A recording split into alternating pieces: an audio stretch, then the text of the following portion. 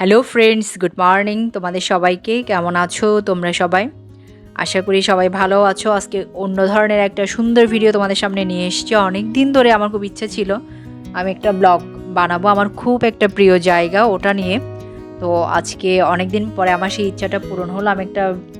আমার খুব পছন্দের একটা জায়গা নিয়ে আজকে একটা ব্লগ তোমাদের সাথে শেয়ার করতে চলেছি। পুরো ভিডিওটা দেখবে, আশা করি ভালো লাগবে। তো সকালে আমরা রেডি হয়ে পড়েছি, রেডি হয়ে চলে আসলাম। এটা উঠে যাচ্ছি মন্দিরে। যারা আমাদের চট্টগ্রামে রয়েছো তারা তো এটা আশা করি এতক্ষণে বুঝতে পেরে গেছো যে আমি কোথায় যাচ্ছি।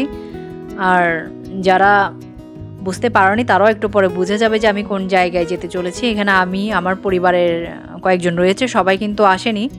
আমি, আমার হাজব্যান্ড, আমার মেয়ে আর আমার বোনের বড় বোনের হাজব্যান্ড, তার ছেলে মেয়ে, আমরাই এসেছি। তো দেখো এসে পড়েছে, এখন উঠে যাচ্ছি। এটা হচ্ছে আমাদের চট্টগ্রামে অবস্থিত কৈবল্যধাম, আমাদের খুব পছন্দের একটা জায়গা। তো পুজো দিব সেজন্য আমি মিষ্টি নিয়েছিলাম, মিষ্টি নিয়ে এখন উঠে পড়ছি মন্দিরে। তো ওইখানে আসলে যাওয়া হয়, মনে খুব শান্তি চলে আসে। আমার এতটা বেশি পছন্দের জায়গা, মানে অন্য কোথাও গিয়ে আমি এই শান্তিটা পাই না যে শান্তিটা আমি এখানে আসলে পাই। তো আজকে বেশ কিছু সময় থাকবো। যেহেতু মন্দিরে এসছি, একটা শাড়ি পরে এসছি, এটা আমার কিছুদিন আগের করা ভিডিও।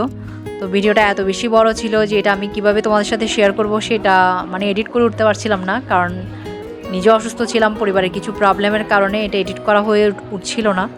তো অনেক কষ্ট করে আজকে এটাকে এডিট করলাম, এডিট করে তোমাদের সামনে প্রেজেন্ট করার চেষ্টা করছি। তোমরা পুরো ভিডিওটা দেখবে, আশা করি তোমাদের ভালো লাগবে। এখন উঠে পড়লাম মন্দিরে। তো এই জায়গাটাতে আসলেই শান্তি, মোটামুটি শান্তি, এখানে শান্তি ছাড়া আর কিছু নাই। তুমি যতটা অশান্তি নিয়ে আসো না কেন, এই জায়গাটাতে যখন ঢুকে পড়বে তখন তোমার সব চিন্তা চলে যাবে, মনে একটা অন্য ধরনের ফিল হবে। তো সবাইকে বলবো যারা এখনও এই মন্দিরে যাওনি, এটা হচ্ছে কৈবল্যধাম রাম ঠাকুরের মন্দির। যারা গিয়েছো তারা তো জানো, আর যারা যাওনি আমার ভিডিওটা দেখো, আশা করি তোমাদের ভালো লাগবে। তো তোমরা একবার গিয়ে ঘুরে আসবে। যারা রামমণ্ডলীর সদস্যরা রয়েছে তারা তো অবশ্যই একবার যাবে। দেখো প্রথমে এসে আমি ঢুকলাম কাউন্টারে, কারণ ওখান থেকে টিকিটটা করে নিতে হবে। পুজোর যে রসিদটা ওটা কাটতে হবে, কেটে নিয়েছি, কেটে এখন যাচ্ছি পুজোটা দিতে। দেখতেই পাচ্ছ কত লোকের এখানে সমাগম হয়েছে, কারণ এখানে বাৎসরিক মহোৎসবটা চলছে। তো বেশ ভালো লাগছিল কৃষ্ণনাম শুনে। কৃষ্ণনাম শুনলেই তো সব পাপ মুক্ত হওয়া যায়, কৃষ্ণনাম শুনলে, কৃষ্ণনাম করলে। তো কৃষ্ণনাম শোনাটাও একটা ভাগ্যের ব্যাপার। মহোৎসবে যাওয়া, মহোৎসবে একটু কৃষ্ণনাম শুনলে নিজে থেকেও করতে ইচ্ছে হয়। দেখো কত লোকের সমাগম হয়েছে, আরও প্রচুর লোক। আমি সকালে গিয়েছি সেজন্য এখনও অনেকটা কম আছে, একটু পরে কিন্তু প্রচুর লোক হয়ে যাবে, তোমরা দেখতেই পাবে।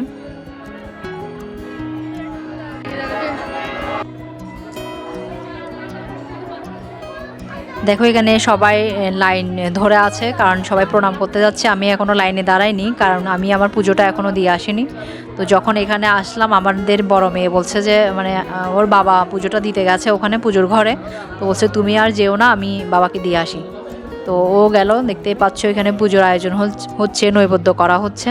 তো দাদার পুজোটাও দিচ্ছে। এখন আমি আমারটাও পাঠিয়ে দিলাম, আর আমার হাজব্যান্ডও গিয়েছে, আর আমি লাইনে দাঁড়িয়ে পড়লাম, কারণ লাইনে যদি এখন না দাঁড়াই তাহলে প্রণাম করতে অনেক সমস্যা হবে, যেহেতু প্রচুর লোক রয়েছে। দেখো পুজোর আয়োজন চলছে, একদিকে ভোগের জন্য সবজি খিচুড়ি, সবজির জিনিসপত্র কাটা হচ্ছে, অন্যদিকে পুজোর ফলগুলো কাটা হচ্ছে, মিষ্টিগুলো এন্ট্রি করা হয়েছিল ওগুলো এখন ওখানে পাঠিয়ে দেবে।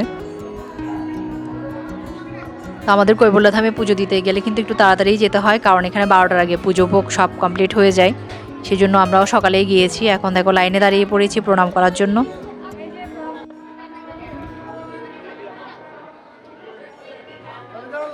দেখো আমাদের জয়রামকে একবার সবাই দর্শন করে নাও, দর্শন করে সবাই পুণ্য অর্জন করো, সবার মনের আকাঙ্ক্ষা জয়রামকে বলতে পারো। আমার মেয়ে প্রথমে গেল, ও জয়রামকে প্রচুর পরিমাণে মানে। তো আমি ওকে সবসময় বলি তোমার সাথে জয়রাম আছে মানে তোমার আর কোনো ভয় নেই। সে ওটাই বিশ্বাস করে, সব কাজে জয়রামকেই মানে প্রার্থনা করে আর কি। আমার এই ছোট মেয়ে জয়রামের অনেক মন্ত্রই কিন্তু শিখে গেছে। তো আর একটু বড় হলে ইচ্ছা আছে ওকে দীক্ষাটা নিয়ে দেওয়ার। এখন খুব ছোট, সেজন্য আমি সাহসটা করতে পারছি না, না হলে ওকে এখনই দীক্ষাটা নিয়ে দিতাম আমি। আজকেও কিন্তু দীক্ষা দেওয়া হবে।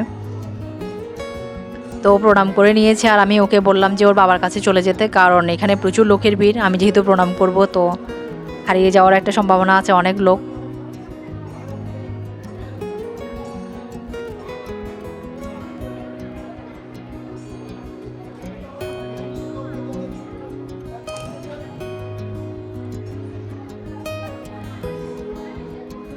কোনো অনুষ্ঠানে গেলে অনেক পরিচিত অপরিচিত অনেক লোকের সাথে দেখা হয়।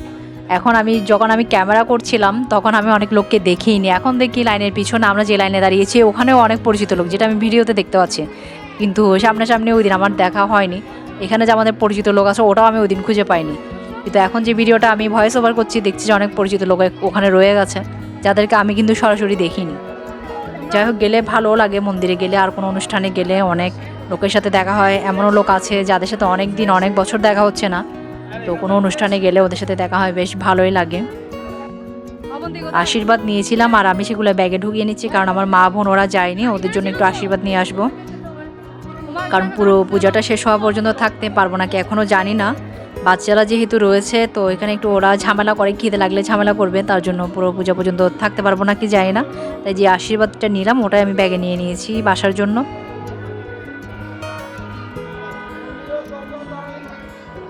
এখানে আসলে এমনটাই আমার উপলব্ধি হয়, মনে হয় ঠাকুর এখানেই বসে আছে, মানে অন্য ধরনের একটা অনুভূতি, যেটা আমি ভাষায় তোমাদেরকে প্রকাশ করতে পারবো না। তোমরা নিজেরা যারা আসো তারা তো জানোই, আর যারা আসো না তারাও একবার এসে দেখো কেমন লাগে।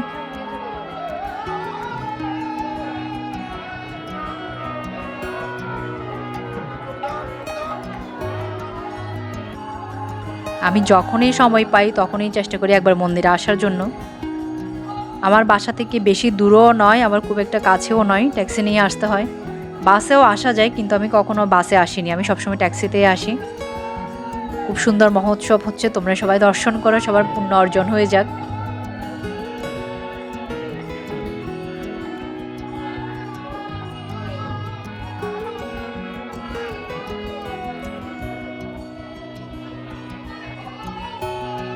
ছোটোবেলায় যখন বাড়িতে থাকতাম তখন কিন্তু গ্রামে মহোৎসব কিন্তু অনেক বেশি হয়, তো একটা মাসি ছিল, মাসির সাথে আমি যেতাম। শহরে আসার পরে মহোৎসবে যাওয়া খুব একটা হয় না, তো প্রতি বছর আমরা এই টাইমটাতে আসি আর কি কৈবল্যধাম, তো সেই হিসেবে একটু মহোৎসবে আমাদের আসা হয়, মহোৎসব দেখা হয়।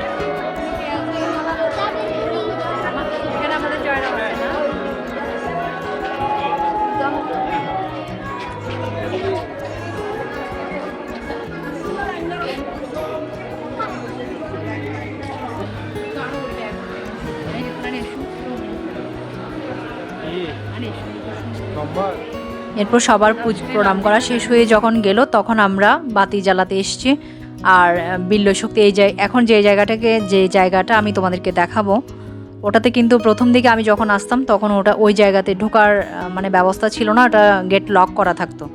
দেখতে পাচ্ছ আমি নামছি, এটা খুবই মানে এটা আমাদের খুব ভাগ্য ভালো যে এখন এই জায়গাটা ওপেন করা হয়েছে, সবাই ওখানে যেতে পারে। বিল্লশক্তি এখানে যায়, সবাই মানত করে, মানত পূর্ণ হলে এখানে গিটও দেয়, তো মানত পূর্ণ হলে এসে খুলেও দেয়। এটা কিন্তু আগে যাওয়ার সুযোগ ছিল না, যারা বহু বছর এখানে আসনি, মানে কিছু বছর আগে এসছো বা কিছু বছর আসনি, তারাও এখানে ঢুকতে পারোনি, এটা কিন্তু বাইরে থেকে প্রণাম করতে হতো। তো এখন একটা সুন্দর সুযোগ হয়েছে, এখন এই গেটটা খোলা থাকে, তো এখানে যাওয়া যায়, গিয়ে প্রণাম করা যায়, তবে বাতি এখানে জ্বালানো হয় না।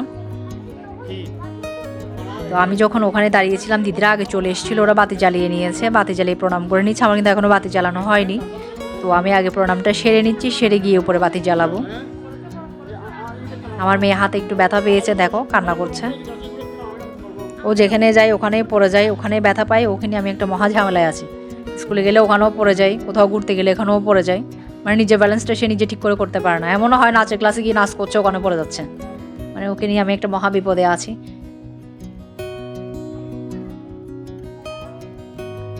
ঠাকুরের কাছে প্রার্থনা করছিলাম পরিবারের সবাই যেন ভালো থাকে, সুস্থ থাকে, সবার জন্যই প্রার্থনা করেছি, সবার সুস্থতা কামনা করেছি, শান্তি কামনা করেছি।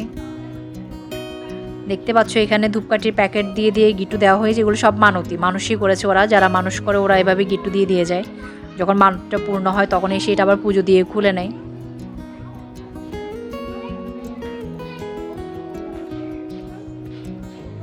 অনেকেই বিল্লপত্রের গাছটার নিচে বাতি জ্বালিয়েছে, দেখতে পাচ্ছ তোমরা, কিন্তু এখানে বাতি জ্বালানোর নিয়ম নেই। কমিটির লোকরা আসলে কিন্তু এখানে বাতি জ্বালালে বকা দেয়, তারপরে অনেকে অতি উৎসাহী হয়ে দিয়ে দেয়।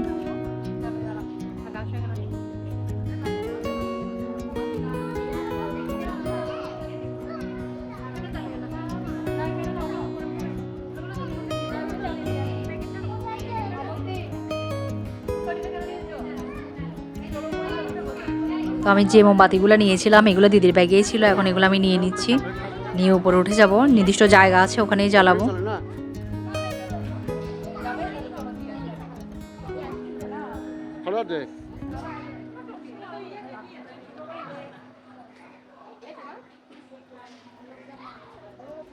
আজকে প্রচুর লোকের ভিড়। আমি চেষ্টা করেছি এখানে সব কটা জায়গা ক্যাপচার করার জন্য, কারণ আমার ভিডিও অনেকে বাংলাদেশের বাড়ি থেকে দেখে থাকে। তো আমাদের যারা রামমণ্ডলীর সদস্যরা রয়েছেন, যারা আমাদের জয়রামের দীক্ষিতরা রয়েছে, অনেকে দেশের বাইরে থাকে যারা এখনও বাংলাদেশে আসেনি।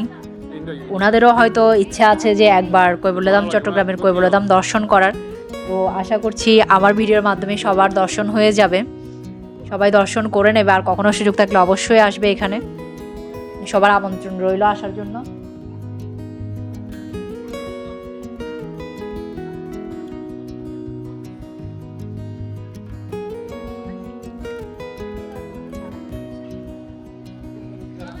যতটুকু জানি, আমি যে খুব একটা জ্ঞানী তা নয়, যতটুকু জেনেছি পড়েছি, তো এর মাধ্যমেই জেনেছি আর কি। যতটুকু পড়েছি তার মাধ্যমেই জেনেছি দুটো মন্দিরে নাকি আমাদের রাম ঠাকুর অবস্থান করেছিলেন, তো 3 দিন 4 দিন এরকম করে। তো আমি যতটুকু জানি আমাদের চট্টগ্রামের কৈবল্যধামে উনি 3 দিন ছিলেন, আর যাদবপুর যেটা ইন্ডিয়াতে আছে ওখানেও কি 3 দিন কি 4 দিন ছিলেন। আমার জানা মতো অন্য কোথাও উনি রাত্রি যাপন করেনি। তো কতটা পুণ্যের, মানে কি বলবো, কতটা পুণ্যের একটা জায়গা। এই জায়গায় যাওয়া সৌভাগ্য যার হয়েছে সে খুবই ভাগ্যবান, যার হয়নি তারাও আসো, এই সৌভাগ্যটা অর্জন করো, পুণ্য অর্জন করো। সবাইকে আহ্বান করছি পুণ্য অর্জন করো, আসো এখানে এসে একবার ঘুরে যাও। এতটা সুন্দর শান্তির জায়গা, এত ফুল ফুটেছে, দেখো ফুলগুলো দেখলেও কিন্তু ভীষণ ভালো লাগছে। একবার যখন প্রথমবার গিয়েছিলাম শীতকাল ছিল, এত বেশি গাঁদা ফুল ফুটেছিল, তখন আমি দীক্ষা নিইনি। আমার কিন্তু খুব ছোটোবেলা থেকে দীক্ষা নেওয়ার ইচ্ছে ছিল, কিন্তু এটা একটা হয়তো ব্যাপার যে ঠাকুর না চাইলে দীক্ষা নেওয়াটা হয় না। সেই হিসেবে আমার কিন্তু অনেক লেট হয়ে গেছে। আমি 2.5 কি 3 বছর হলো দীক্ষাটা নিতে পেরেছি। তো আমার খুব শান্তি লাগে যে আমি ঠাকুরের দীক্ষিত। আমি প্রতি মাসেই সত্যনারায়ণ পুজো করি আমার বাসায়, আর যখনই সময় পাই তখনই তো মন্দিরে আসি। এখন বাতি জ্বালানো হয়ে গেছে, বাতি জ্বালিয়ে আমরা নিচে নেমে যাচ্ছি। জানি না আর উপর আসতে পারবো কি না, সময় থাকলে অবশ্যই আরেকবার দর্শন করে যাব। সবাই মিলে এখন নিচে নেমে যাচ্ছি। যখন নিচে নেমে যাচ্ছিলাম তখনই দেখলাম যে আজকে যে দীক্ষা দেওয়ার কথা ছিল, এখন দেখো দীক্ষার জন্য কত লোক বসে গেছে। তো আমি প্রথমে গিয়ে একটু দেখে আসলাম, কারণ ভিতরে একদম ভিতরে ঢোকার কোনো সুযোগ নেই। দেখতে পাচ্ছ এখানে প্রচুর লোক রয়েছে। তো আমাদের মহারাজ, আমি যার কাছ থেকে আমি দীক্ষা নিয়েছিলাম, উনি দীক্ষা দিচ্ছিলেন, মানে উনি ধর্মীয় আলোচনা করছিলেন। কিন্তু আমার খুব ইচ্ছেও ছিল ওনাকে গিয়ে একটা প্রণাম করার, কিন্তু এত লোকের ভিড় তো ওখানে যাওয়া সম্ভব হচ্ছিল না। তাই আমি একটুখানি দেখো নিচে গিয়ে চেষ্টা করেছি ওনাকে একটু দেখানোর। উনি অনেক সামনে ছিলেন, দেখতে পাচ্ছ নাকি তোমরা জানি না। আমি চেষ্টা করেছি ওনাকে একটু দেখানোর জন্য। তো একটু নিচে নেমে ওনাকে আমি একটু দূর থেকে দর্শন করলাম, একটা প্রণাম করে চলে আসলাম। দেখতে পাচ্ছ হাত নেড়ে যিনি কথা বলছেন উনি হচ্ছে আমাদের মহারাজ, বর্তমানে আমাদের কৈবল্যধামের 7ম মহন্ত মহারাজ।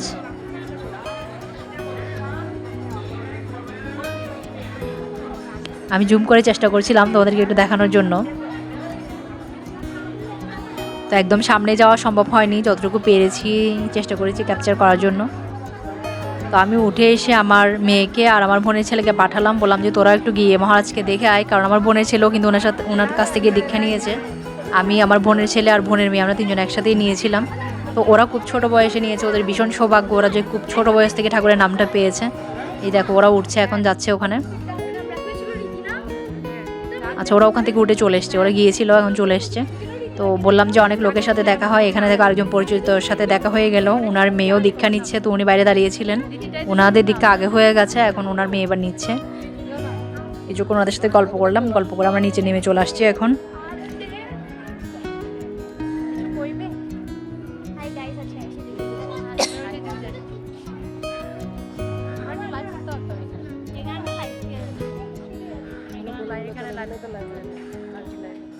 তো কোথাও গেলে একটু হালকা ফটোশ্যুটও করা হয়, তো আমরা এখানে দাঁড়িয়ে একটু ছবি তুলে নিচ্ছিলাম, কারণ ছবিগুলোয় পরে স্মৃতি হয়ে থাকে, দিন তো চলেই যায়। তো যখন ছবিগুলো দেখা হয়, পুরনো ছবিগুলো পুরনো দিনকে মনে পড়ে। এই যে এটা দেখতে পাচ্ছ, এটা একটা হোস্টেলের মতো করা হয়েছে। এখানে বিশ্রামাগার, অতিথিশালা বলা যায়, বিশ্রামাগার নয়, এটা অতিথিশালা। যারা দূরে বিভিন্ন জায়গা থেকে আসে ওরা চাইলে এখানে রাতে থাকতে পারে, আর প্রসাদের তো ব্যবস্থা আছে। এটাও খুব সুন্দর করে করা হয়েছে, এখানে থাকা যায়। জানো তো আমারও একটা ইচ্ছা আছে এই অতিথিশালায় একদিন রাত থাকবো, একটা রাত থাকবো, সেটা হচ্ছে অবশ্যই পূর্ণিমা রাত, যেদিন সত্যনারায়ণ পুজো হবে। কি জানি ভাগ্যে যখন থাকবে তখন হয়তো একদিন থাকবো। এরপর আমি নেমে যাচ্ছি। এখানে দেখো যে গাছগুলো দেখতে পাচ্ছ, এগুলো সবগুলো পারিজাত ফুলের গাছ। অনেকে পারিজাত ফুল চিনেও না, তবে আমার বেশ ভালো সৌভাগ্য, কারণ আমাদের গ্রামের বাড়িতে দুটো পারিজাত ফুলের গাছ ছিল, তো সেই হিসেবে পারিজাত ফুল আমি বেশ ভালো করেই চিনি। সব জায়গায় কিন্তু এই গাছ তুমি দেখতে পাবে না। আমাদের চ্যানেলটা একটু সাবস্ক্রাইব করে দিতে। হ্যাঁ ভাই, আপনারা তাড়াতাড়ি আমার তুলুমার চ্যানেলকে সাবস্ক্রাইব করে দাও। প্রচুর কিপটামি করতেছে, টাকা না পেলে সিট দিবে না। না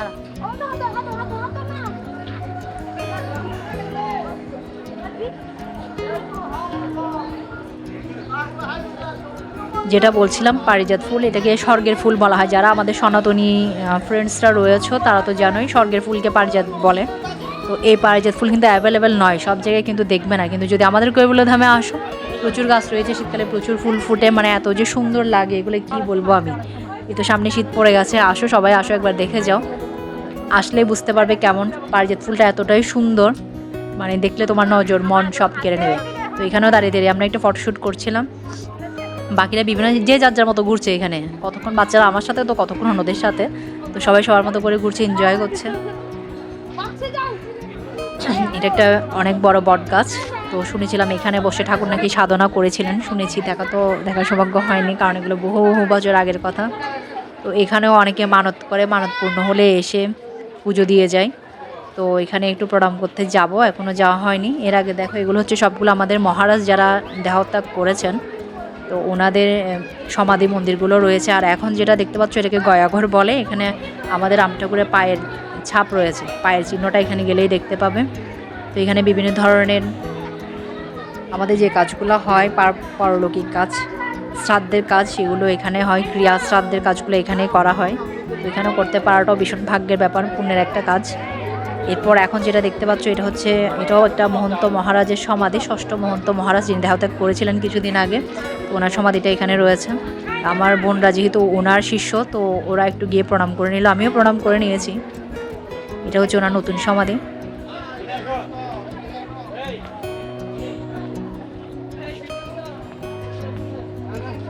এরপরে দেখো এই পুকুরটা, যেখানে কিছুদিন আগে পিতৃপক্ষ গিয়েছে, যারা সনাতনীরা রয়েছে তারা তো জানোই তর্পণের একটা ব্যাপার ছিল।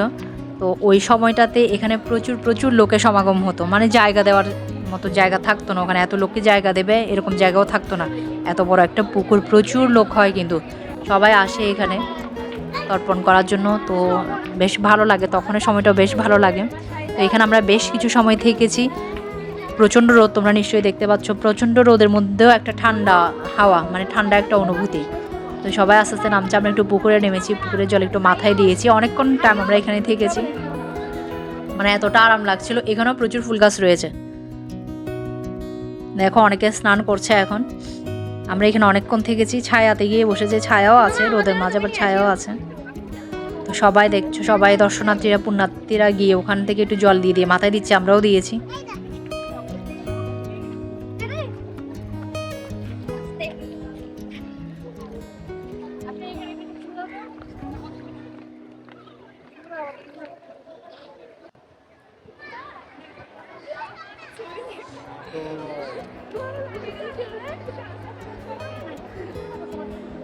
পুকুরটাতে কিন্তু প্রচুর মাছও রয়েছে, এমনি গিয়ে দাঁড়ালে দেখতে পাবে প্রচুর মাছ। এখানে 2-3 দিকে ঘাট আছে, তো সবাই যার যেদিকে ইচ্ছে ওদিকে নেমে স্নান করতে পারে।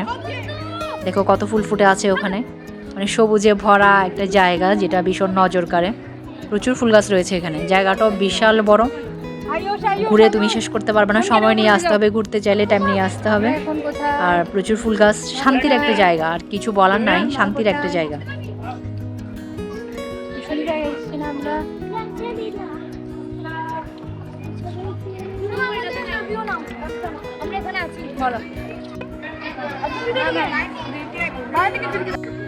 ওখানে আমি কিছু ভয়েস ওভার দেওয়ার চেষ্টা করছিলাম, কিছু তোমাদের সাথে শেয়ার করতে পারছি, কিছু পারছি না, কারণ আওয়াজ বেশি ছিল, আবার অনেক আওয়াজের জন্য এত ভয়েস ক্লিয়ার হচ্ছিল না।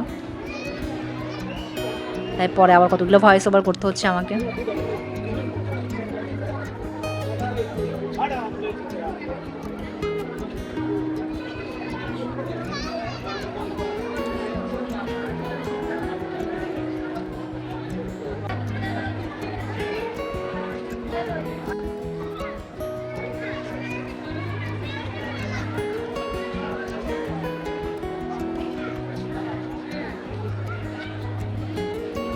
এখানেও দেখো প্রচুর লোক রয়েছে, সবাই প্রণাম করে একবার গাছটাকে প্রদক্ষিণ করে নিচ্ছে। তো আমরাও প্রথমে প্রণামটা করে নিলাম, করে আমরাও গাছটাকে 3বার প্রদক্ষিণ করলাম।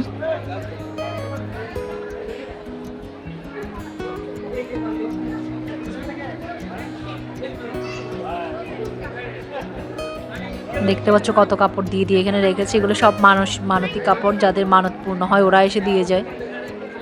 এখানে সেবা দিয়ে এই কাপড়গুলো দিয়ে দেয়। আমার বোনরাও দিয়েছিল কিছুদিন আগে, ওদেরও মানত ছিল, ওরাও দিয়েছে। এখন আমি সবার জন্য প্রে করে যাচ্ছিলাম, কারণ বাসার সবাই মোটামুটি অসুস্থ, এখানে কেউই ভালো নেই। তো ঠাকুরকে বারবার করে বলছিলাম সবাইকে সুস্থ রাখার জন্য।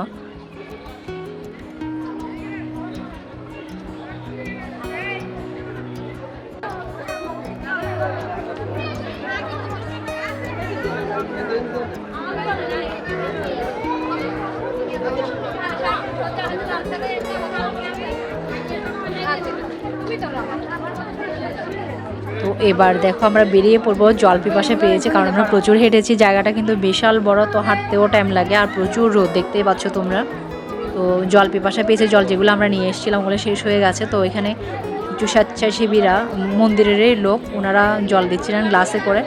তো আমার বোন গ্লাসে করে খেয়েছে, আমি আমার বোতলটা একটু ভর্তি করে নিলাম, কারণ অনেকটা রাস্তা এখনও যেতে হবে। তো আমরা আর উপরে উঠতে পারলাম না, কারণ এখন প্রায় 2টো মতো বেজে গেছে, বাচ্চাদের খিদে পেয়ে গেছে। প্রসাদ এখানে নেওয়া যেত, কিন্তু প্রসাদে এই যে আমরা এখন যে জায়গাটি দিয়ে বের হব ওটাই হচ্ছে প্রসাদের জায়গা। তো ওখানে একসাথে বেশ কয়েক হাজার মানুষকে একসাথে প্রসাদ দেওয়া হয়। এখনও প্রসাদের টাইম হয়নি, আর এটা পুরোটাই ভর্তি হয়ে গেছে, এত বেশি লোক, মানে উপরে যা লোক দেখেছো তার 2-3 গুণ লোক কিন্তু নিচে আছে, ওরা প্রসাদের জন্য বসে গেছে। তো এত ভিড়ের মধ্যে গিয়ে অনেকক্ষণ ওয়েট করতে হবে। বাচ্চা যেহেতু আমারটাও ছোট, আমার বোনেরটাও বেশি বড় হয়নি, তো ওদের খিদে পেয়ে গেছে, সেজন্য আমরা বাসায় চলে যাচ্ছি। তো এখন বেরিয়ে পড়লাম, বাইরে বের হয়ে ট্যাক্সি নিয়ে নিব, ট্যাক্সি নিয়ে বাসায় চলে যাব। তো ফ্রেন্ডস, ভিডিওটা তোমাদের কেমন লাগলো আমি জানি না, আমার কিন্তু ভীষণ ভালো লেগেছে, আর আমার বহুদিনের ইচ্ছাটা পূরণ হয়েছে। কারণ আমার অনেক দিনের ইচ্ছা ছিল আমার কৈবল্যধাম নিয়ে আমি একটা ব্লগ বানাবো, তো চেষ্টা করেছি আরও ডিটেলে দেখাতে পারতাম যদি এখানে লোক কম হতো, কিন্তু আজকে প্রচুর লোক ছিল বলে আমি যতটুকু পেরেছি ক্যাপচার করেছি এবং তোমাদের সাথে সেটা শেয়ারও করেছি। তো ফ্রেন্ডস, যদি আমার ভিডিওর কিছু অংশ তোমাদের ভালো লাগে তো লাইক কমেন্ট শেয়ার করো, আর যারা এখন আমার চ্যানেলটাকে সাবস্ক্রাইব করো নাই প্লিজ একটু চ্যানেলটাকে সাবস্ক্রাইব করে আমার পাশে থেকো। সবাই ভালো থেকো, সুস্থ থেকো, সাবধানে থেকো। পরে আবার একটা নতুন ভিডিওতে তোমাদের সাথে দেখা হবে। টাটা।